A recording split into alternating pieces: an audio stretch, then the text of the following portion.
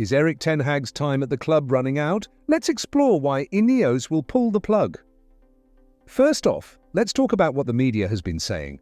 The rumours have been popping up all around, with several reports suggesting that Ten Hag's position is becoming increasingly precarious. According to The Guardian, Ten Hag will be sacked regardless of the outcome of the FA Cup. Following the final, Sir Jim Ratcliffe declined to address whether the manager would be sacked or not. Meanwhile, Ten Hag himself said, responding to a question in the press conference if he's going to be the manager next season, "I don't know. The only thing I'm doing is preparing and developing my team." Now let me tell you why I think INEOS will sack Ten Hag. There's a huge player exit needed this summer, which could become very expensive if contracts are terminated. Some players must hit the road if Ten Hag stays, thanks to all the drama, and there are others who simply don't want him in charge. Let's break it down. Casemiro is on £350,000 per week and needs to leave for cost-cutting reasons. Eriksen is on £150,000 per week and is just not good enough.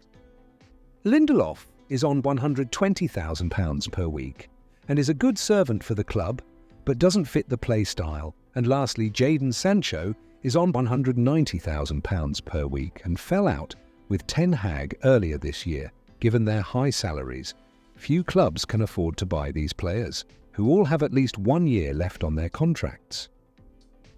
If we were to offload them, settling the remainder of their contracts would cost a total of approximately £40 million, a sum which, let's face it, we simply don't have. Now, if we sack Ten Hag, there's a chance these players could stay, which would save the club a massive chunk of money. But of course, we'd still have to pay off Ten Hag. So, how much would that cost? Ten Hag's contract is up in a year, and he's on around £9 million per year. Plus, we'd have to let go of his coaching staff, which we can assume would cost another £10 million.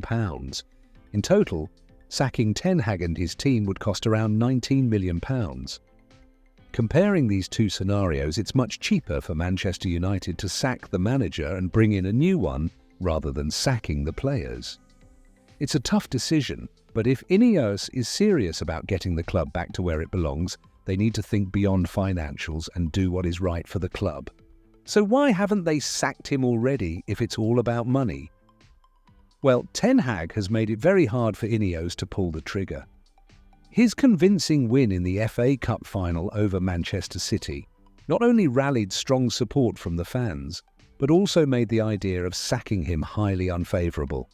INEOS is now worried that the fans will turn on them if they sack a manager who has achieved so much in such a short time, especially with little support from the previous owners. The players played their hearts out in that final, and two teenagers scored the winning goals, showcasing Ten Hag's talent for bringing up youth, which aligns with Manchester United values. It was a tactical masterclass against arguably the best team in the world. Getting rid of the manager right now would stir up a whole lot of frustration and might deflate the fans, putting a serious damper on the club's growth and momentum. Ten Hag expressed his thoughts on his possible sacking, saying, "If they don't want me anymore, then I'll go anywhere else to win trophies because that is what I have done my whole career." What do you think? Will Ten Hag be given more time, or is his time up?